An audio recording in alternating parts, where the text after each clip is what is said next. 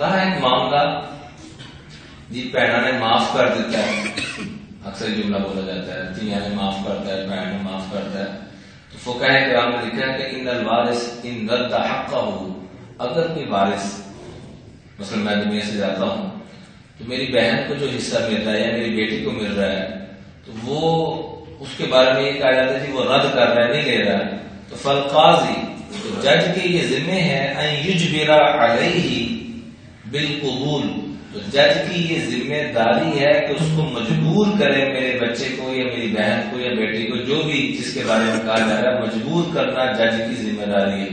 ایسے تو بغیر بڑے جی کہ چل جی یہ معاف کر دیتے مجھے ہے جی کیا کچھ دیتا سی تیرا فلانا کام تے کیتا سی۔ اور یہ بھی سن لیں وراثت کے تقسیم نہ ہونے کے کتنے اسباب ہیں، جو موجودہ بیماریاں آ چکی ہیں وہ 3 سبب ہیں۔ کتنے سبب ہیں؟ ایک دنیا کی محبت، دوسرے نمبر پہ جہیز کی بیماری، جو آج ہمارا جہیز مروجہ ہو چکا ہے، جہیز کی شریعت میں کوئی حیثیت نہیں ہے۔ حضرت فاطمہ کی جو دلیل دیتے ہیں وہ 2-4 چیزیں وہ بھی حضرت علی رضی اللہ تعالیٰ عنہ جا کے خود اپنے پیسوں سے خرید کر لے کر آئے تھے۔ آپ نے 11 شادی کی ہیں، کسی ایک شادی پہ جہیز ثابت کر کے بتائیں۔ آپ علیہ السلام کی بقیہ 3 بیٹی ہیں، کیا جہیز دیا ان کو؟ ان کو جو ایک چیز اگر بالفرض مان بھی دیا جائے کہ جی دی ہے تو کیا دیا کیا ہے؟ ایک چکی دے دی ہے اور کیا تھا؟ ایک مشکیزہ دے دی ہے۔ اس کو بنیاد بنا کے تو کروڑوں اربوں روپے کی ہم تباہی اور بربادی کی طرف چل پڑے ہیں، اور پھر اس کو دلیل بناتے ہیں جب وراثت تقسیم کرنے کا معاملہ آتا تو کیا کہتے ہیں جی ہم نے آپ کو جہیز میں دے دی۔ کس نے کہا تھا جہیز میں 1 روپیہ نہ دیں آپ کوئی گناہ گار نہیں ہوں گے؟